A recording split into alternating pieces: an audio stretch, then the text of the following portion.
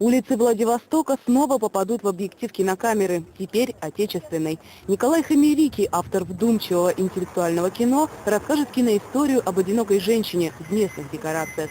Николай побывал в Приморье 2 года назад на кинофестивале «Пасифик Меридиан». Теперь выбирает натуру для нового фильма.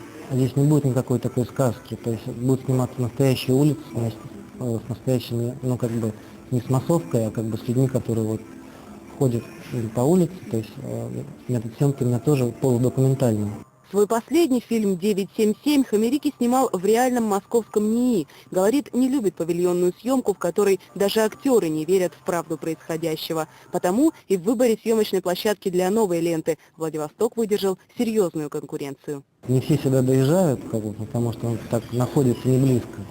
И те, кто доезжает, уже потом не могут его забыть, и очень хочется здесь снимать. Пока для будущего фильма только выбирают натуру, короткометражная лента «Небесное затмение», снятая во Владивостоке французом Ф.Джей Осангом вместе с местной съемочной группой, с успехом прошла во внеконкурсной программе Каннского кинофестиваля.